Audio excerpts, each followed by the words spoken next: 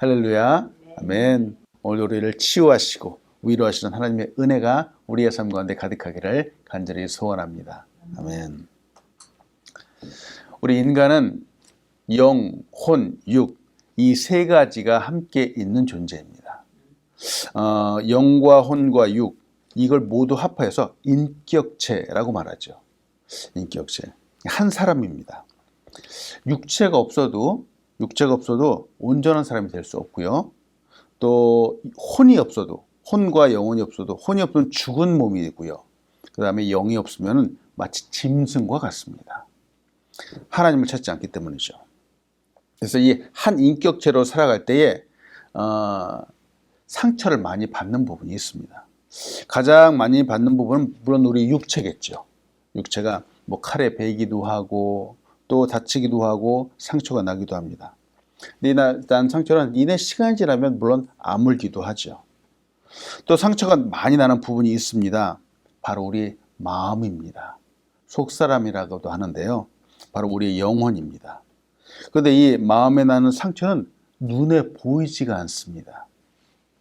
그러나 이 마음의 상처가 심각하면 도저히 기운을 차릴 수가 없습니다. 잠언 18장 14절은 이렇게 말합니다. 사람의 심령은 그의 병을 능히 이기려니와 심령이 상하면 그것을 누가 일으키겠느냐 하고 말합니다. 육체도 많이 다치면은 그 회복을 위해서 시간이 많이 필요한 것처럼 우리의 마음, 영혼이 다치고 상처가 나면 이것도 회복을 위해서 정말 많은 시간이 필요합니다. 어떤 마음의 상처는 도저히 치유되지 않기도 합니다. 보세요. 육체는 멀쩡한데 어디 한 부분 다친 것 같지도 않은데 말이죠. 마음이 아프고 영혼이 상처났을 때 영 기운을 차리지 못하는 분들이 너무 많다는 거예요. 그 마음의 상처가 깊기 때문에 그렇습니다. 이 마음의 상처는 꼭 억울하고 힘들어서 생기기도 하지만 보고 싶은 사람을 보지 못하는 데에서 생기기도 합니다. 어제 한 권사님을 만났어요. 만났는데 팬데믹 동안에 오랜 동안 뵙지 못했는데 참 만나게 되어서 너무 반갑고 즐거웠습니다. 남편 장로님께서 소천 받으시고 1년이라고 하는 긴 시간이 지났지만 이 권사님은 그 마음속에 여전히 사랑하는 사람을 그리워하는 거예요. 그래요. 그 마음에 그 허전함이 정말 너무 깊어서 기운이 없는 상태로 그 육체로 삶으로 나타나게 되었죠. 그래도 많이 회복되신 것 같습니다. 보세요. 마음의 허전함, 마음의 상처 이런 것들이 있는데 이게 회복되기까지 1년이 넘는 시간이 필요한 겁니다. 그리고 또 어느 누군가의 도움도 필요하기도 하고요. 그래서일까요? 우리는 서로를 만날 때 단지 외모만을 보고 나서 그렇게 인사하지 않습니다. 생활은 어떤지, 또 힘든 일은 없는지, 기쁘고 슬픈 일은 무엇인지 이렇게 안부를 물어보는 거죠. 마음과 관련된 것들입니다. 그래서 그 마음을 잘 살필 줄 아는 것, 사람의 마음을 잘 살필 줄 아는 것을 만들어가는 한 가지 핵심이라고 할 수 있습니다. 하나님께서 가장 먼저 보시는 것이 바로 우리의 마음입니다. 외모도 정말 중요하죠. 외모도 중요하지만 우리의 마음에 괴롭고 힘든 것, 하나님은 먼저 이것을 주목하여 보십니다. 예레미야 애가 3장 58절 59절은 이렇게 말합니다. 주여, 주께서 내 심령의 원통함을 풀어주셨고 내 생명을 속량하셨나이다. 여호와여, 나의 억울함을 보셨사오니 나를 위해 원통함을 풀어 주옵소서. 예레미야 선지자도 이렇게 고백을 하는 거예요. 내 마음을 보아주십시오. 내 마음에 억울함과 원통함이 있습니다. 라고 이렇게 고백을 하는 거죠. 오늘도 우리의 마음을 보아주시고 우리의 마음의 깊은 것을 보아주시고 알아주시고 역사하시는 하나님의 은혜가 함께하기를 간절히 소원합니다. 아멘. 욥은 지금 그 마음이 너무 괴롭습니다. 그의 심령이 상해 있습니다. 마음에 큰 상처가 생겼습니다. 자기를 끊임없이 악인으로 취급하는 친구들 때문에 그렇습니다. 특히 빌닷의 말로 인해서 마음에 상처가 생겼습니다. 오늘 본 말씀 욥기서 19장 1절로 4절은 이렇게 말하죠. 욥이 대답하여 이르되 너희가 내 마음을 괴롭히며 말로 나를 짓부수기를 어느 때까지 하겠느냐. 너희가 10번이나 나를 학대하고도 부끄러워 아니하는구나. 비록 내게 허물이 있다 할지라도 그 허물이 내게만 있느냐. 이렇게 말합니다. 육체를 힘들게 하고 괴롭히는 것은 정말 나쁜 행위입니다. 폭력을 가해서 상대를 괴롭히는 것, 상해를 입히는 것, 이것은 법적인 책임을 물을 수 있죠. 그런데 이 마음을 괴롭히는 것 말이죠. 마음을 괴롭게 하는 것은 사실은 더 나쁜 일입니다. 왜냐하면 이 마음이 힘들다라고 하는 것이 육체와 달리 눈에 보이지 않기 때문에 그렇습니다.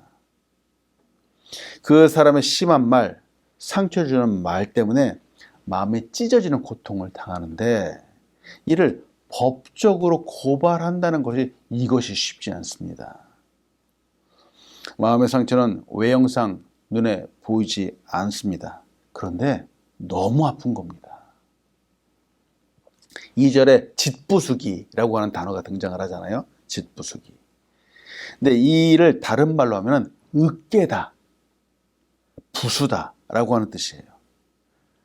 보니까 말로도 으깰 수 있습니다. 말로도 얼마든지 부수고 깨뜨릴 수도 있습니다.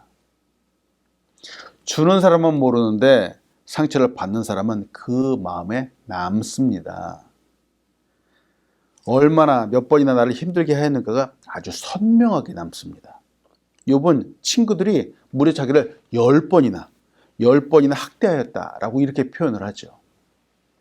그런데 실제로 괴롭히는 사람은 자기가 몇 번을 괴롭히는지 기억도 못합니다. 가해자는 모르는데 피해자는 알고 있습니다. 그래서 우리는 늘 상대방을 생각할 줄 알고 고려할 줄 알아야 됩니다. 특히 하나님을 믿고 섬기는 사람들은 더욱 그래야 되겠죠. 그리스도의 심장이 바로 우리에게 있기 때문에 그렇습니다. 또 한 가지는 다른 사람들이 하는 말에 너무 깊게 상처를 받지 말아야 되겠습니다. 마음을 든든하게 해야 되겠죠. 보세요. 욥의 친구들이 처음부터 지금까지 욥에게 하는 말을 가만히 보니까 어디 좋은 말을 한 적이 있었나요? 어디 위로하는 정말 도움되는 말을 한 적이 있었나요? 없습니다. 보이지 않습니다. 그렇다면 그런 말을 들을 때 마음에 담아두지 않으면 좋겠습니다. 할 수만 있다면 듣지 않으면 좋겠습니다. 그래도 계속 하잖아요. 계속 이제 사람들이, 친구들이 이렇게 하잖아요. 그러면 여러분 혹시 어렸을 때 해본 적 있나 모르겠습니다. 나쁜 말이 들려오잖아요. 그러면 반사 이렇게 하는 거예요. 반사. 나는 듣지 않겠다는 거예요. 도리어 네가 가져가라는 거죠. 이렇게 하면 좋겠습니다. 즉 여하튼 심한 말들, 상처가 될 것 같은 말이 들려올 때 정말 그걸 듣고 마음에 받아서 상처받지 말자는 겁니다. 나쁜 말은 당연히 상처를 주기 위해서 하는 말입니다. 때문에 이거를 받지 않는 것이 가장 좋습니다. 좋은 말만 내 것으로 받는 것, 이것이 지혜이겠죠. 5절과 6절을 봅니다. 너희가 참으로 나를 향하여 자만하며 내게 수치스러운 행위가 있다고 증언하려면 하려니와 하나님이 나를 억울하게 하시고 자기 그물로 나를 애워싸신 줄을 알아야 할지니라. 이 표현은 욥이 자기의 이 고난의 원인이 죄에 있지 않다라고 말하는 겁니다. 그걸 확신하는 거죠. 가령 그에게 죄가 있다면은 그 죄악과 지금 자기가 받는 이 고통은 별개 문제라는 겁니다. 상관이 없다는 겁니다. 즉 지금의 고난은 죄로부터 온 것이 아니다. 아마도 하나님의 어떤 섭리나 뜻하신 바가 있는 것이 분명하다. 이렇게 생각을 하고 있습니다. 고난의 원인은 죄악이 아니라 바로 하나님께 있다라고 말하고 있는 것이죠. 욥이 이렇게 말하고 있는 것은 하나님을 향한 불신앙도 아니고요, 하나님을 향한 원망도 아닙니다. 욥은 분명히 하나님의 섭리가 있을 것이라고 지금 믿고 있는 거예요. 고난도 분명히 뜻하신 바가 있을 것이다 라고 말하고 있습니다. 그러나 욥은 계속 질문하잖아요. 섭리도 믿고 있고 하나님의 뜻도 믿고 있는 것 같지만, 하나님 도대체 원인이 무엇입니까? 라는 질문이죠. 계속해서 하나님, 욥이 질문하지만 하나님은 아직까지 욥에게 바른 답변을 주시지는 않았습니다. 욥기 5장 18절에서 대만 사람 엘리바스가 하나님이 누구이신가를 이렇게 말하잖아요. 하나님은 아프게 하시다가 싸매시며 상하게 하시다가 그의 손으로 고치시나니, 이렇게 말하죠.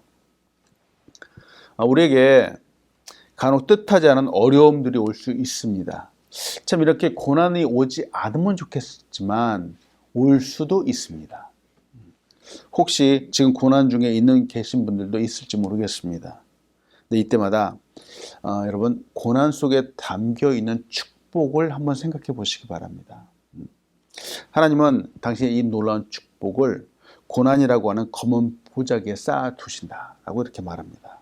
때문에 어렵고 힘든 순간에도 우리는 변함없이 하나님만을 바라보고 의지하여야 되겠습니다. 또 오늘 본 말씀 욥기 19장 11절을 봅니다.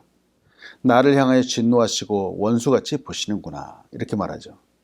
욥은 그의 육체로부터도 말할 수 없는 고통을 받고 있지만, 그리고 어제도 잠깐 말씀드렸는데요, 또 친구들이 자기의 마음을 알아주지 못하고 비방하고 죄를 추구하는 것 때문에, 계속 뉘우치라고 하는 것 때문에 또 마음에 깊은 상처를 받고 마음의 고통도 받고 있는 겁니다. 그런데 여기에 한 가지 괴로움이 더해지고 있습니다. 바로 7절부터 나오는 내용입니다. 하나님께 물었는데 하나님이 응답해 주시지 않는다는 거예요. 도움을 간구했는데 이 도움이 없다는 거예요. 정의가 없다라고 하는 거예요. 재판을 통하여 억울함을 바로 잡아줄 사람이 없다라고 말하고 있는 겁니다. 바로 이게 욥에게 더해지는 또 한 가지 고통이죠. 하나님이 마치 자기의 길을 막으시는 것 같다. 자기의 소망, 희망을 나무 뽑듯이 뽑으시는 것 같다라고 이렇게 표현을 합니다. 그러니 이 욥이 볼 때에 하나님이 마치 자기를 향해 진노하시는 것 같고 자기를 원수같이 보시는 것 같다라고 말하는 것도 무리한 것은 아니겠죠. 참 기가 막힌 상황입니다. 욥에게 오는 그 고난은 하나님이 응답하시지도 않고 도리어 자기를 원수처럼 보신다라고 하는 두려움입니다. 그 앞길이 캄캄하죠. 생각해 봅니다. 어려움 중에 있는 사람들, 고난 중에 있는 사람들이 대부분 이와 같은 생각을 하지 않을까요? 절망 중에 있는 사람에게 소망과 희망은 마치 먼 나라 이야기같이 들릴 때가 있습니다. 한 가닥 소망을 붙잡고 싶지만 그게 이렇게 쉽게 잡을 수 있는 소망이라면은 이렇게 어려움 가운데 가지 않겠죠. 쉽게 극복할 수 있겠죠. 그러나 그렇지 않습니다. 누구나 다 이와 같은 마음의 고통과 고난을 경험할 수 있습니다. 예레미야 선지자가 쓴 애가에서도 그의 마음을 이렇게 표현을 하죠. 예레미야 애가 3장 1절입니다. 여호와의 분노의 매로 말미암아 고난 당하는 자는 바로 나로다, 이렇게 말하는 거예요. 예레미야 선지자의 표현이 마치 지금 욥의 표현과 너무나도 흡사하다는 거예요. 예레미야 애가 이 3장의 내용을 잠깐 보면 말이죠, 나를 빛 안에서 걸어가지 못하게 하셨다, 이렇게 표현을 하고요. 또 나의 삶과 나의 살과 가죽을 쇠하게 하시고 나의 뼈들을 꺾으셨다, 이렇게까지도 말합니다. 또 내가 부르짖어서 도움을 구하나 내 기도를 물리치셨도다, 이렇게까지 표현을 하는 거예요. 예레미야 선지자도 참 많은 어려움과 고난 가운데 처하기도 했습니다. 하나님께 수없이 많은 기도를 하기도 했습니다. 근데 그럼에도 불구하고 말이죠, 계속 고난 가운데 있지만 결국은 하나님 안에서 다시 힘을 얻었다라고 표현을 합니다. 하나님의 도우심을 간구하면서 예레미야가 3장 21절로 25절은 이렇게 말합니다. 이 말씀을 축복의 말씀으로 드리기 원합니다. 이것을 내가 내 마음에 담아 두었더니 그것이 오히려 나의 소망이 되었사오면 여호와의 인자와 긍휼이 무궁하심으로 우리가 진멸되지 아니함이니이다. 이것들이 아침마다 새로우니 주의 성실하심이 크시도소이다. 내 심령에 이르기를 여호와는 나의 기업이시니 그러므로 내가 그를 바라리라 하도다. 기다리는 자에게나 구하는 영혼들에게 여호와는 선하시도다. 아멘. 우리 하나님은 선하신 분입니다. 우리를 불쌍히 여겨 주시어 구원해 주시는 분입니다. 이 긍휼의 은혜가 지금도 우리에게 함께하기를 간절히 소원합니다. 아멘. 끝으로 욥기 19장 13절로 14절을 봅니다. 나의 형제들이 나를 멀리 떠나게 하시니 나를 아는 모든 사람이 내게 낯선 사람이 되었구나. 내 친척은 나를 버렸으며 가까운 친지들은 나를 잊었구나. 또 아울러서 19절을 봅니다. 나의 가까운 친구들이 나를 미워하며 내가 사랑하는 사람들이 돌이켜 나의 원수가 되었구나. 참 진퇴양난이죠. 욥과 가까운 사람들, 욥의 친구들은 다 욥을 떠났습니다. 그렇지 않아도 너무나도 힘든데 주변의 사람들마저 떠나고 말았습니다. 사회적으로 잘 나갈 때, 부자이고 아무런 걱정과 근심이 없을 때는 친구들이 많은 것 같습니다. 그런데 이처럼 힘들고 어려울 때는 그 많던 친구들이 다 어디로 간 것일까요? 지금처럼 어려울 때 바로 진짜 내 옆에 있어주는 그 사람이 내 친구입니다. 그런 면에서 물론 엘리바스, 빌닷, 소발이 있습니다. 그런데 가만히 있어주면 좋겠는데 참 그 입이 문제네요. 입이 참 많이 부족하죠. 입이라도 다물고 있으면 좋겠지만 말이죠. 진정한 친구는 내가 어려울 때 나타나는 것 같습니다. 내가 잘 나갈 때는 모두가 친구입니다. 그러나 정말 나를 생각해 주는 사람은 그 가운데서도 몇 명 되지 않습니다. 말씀 마치면서 욥을 묵상하면서 계속 드는 생각은 우리의 참 친구가 되어주시는 분이 바로 예수님밖에 없다라고 하는 거예요. 우리가 죄인 되었을 때 나를 위해서 정말 십자가를 지신 분, 나의 참 친구가 되어주시는 분은 예수님이십니다. 나를 위해 목숨을 내어주신 분, 그 어떤 변명도, 그 어떤 대가도, 어떤 보상도 바라지 않고 나를 구원하여 주신 분이 바로 예수님이십니다. 여러분, 세상의 친구들은 나를 조건에 따라 좋아해요. 조건에 따라 사랑하고 또 희생도 할 수 있을 겁니다. 바로 조건에 따라서 그렇습니다. 그러나 그들이 목숨까지 기꺼이 내어줄 수 있을까요? 이거 쉽지 않은 일입니다.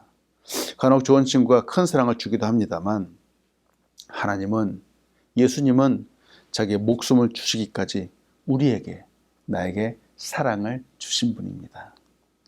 이 귀한 사랑, 이 놀라운 사랑, 이 은혜의 사랑을 가득히 받기를 소원합니다. 그리고 이제 이 친구의 사랑, 참 사랑을 우리가 받아서 세상에 전해주는 그런 사명의 삶을 살면 좋겠습니다. 우리 주변에 욥처럼 아파하는 분들이 있습니다. 이 사람들에게 필요한 것이 무엇일까요? 옆에 있어주는 친구가 되어주는 것이겠죠. 오늘도 이 사랑을 베푸는 귀한 삶이 되길 간절히 소원합니다. 기도하겠습니다. 하나님, 감사합니다. 오늘도 우리에게 귀한 말씀을 주시고 우리의 마음의 심령 깊은 곳을 다시 한번 보게 하심에 감사함을 드립니다. 하나님이여, 우리의 참 친구가 되어주시고 우리의 위로가 되어주시는 주님을 오늘도 바라보기 원합니다. 하나님, 도우시고 인도하여 주셔서 우리의 삶 가운데 주님의 사랑이 늘 함께해서 이 사랑으로 말미암아 힘을 얻어서 굳게 일어서는 귀한 사람들 될 수 있도록 축복하여 주시옵소서. 하나님, 참으로 우리의 삶은 부족하여서 참 하나님의 사랑 없이는 한순간도 살아갈 수 없습니다. 오늘도 하늘로부터 임하여 내려주시는 그 사랑과 은혜와 축복들로 우리의 발걸음마다 함께하여 주시옵소서. 귀한 교회를 이 땅 가운데 세우셨습니다. 우리 아름교회 건강한 교회로 계속 성장하고 부흥하는 교회로 하나님 삼아주시고 아버지 이 시대에 빛을 발하는 교회가 될 수 있도록 축복하여 주시옵소서. 우리의 가정을 지켜주시고 오늘도 가정에 하늘의 문을 열어주셔서 하늘의 축복이 가득하게 인도하여 주시고 하나님이 주신 힘으로 말미암아 아버지 가정이 건강한 가정으로 서갈 수 있도록 축복하여 주시옵소서. 연약한 환우들을 위해서 기도합니다. 힘 주시고 능력 주시어서 오늘도 하나님의 얼굴 구하며 승리할 수 있도록 인도하여 주시옵소서. 감사합니다. 예수님의 이름으로 기도합니다. 아멘. 하늘에 계신 우리 아버지여, 이름이 거룩히 여김을 받으시오며 나라에 임하옵시며 뜻이 하늘에서 이루어진 것 같이 땅에서 이루어지이다.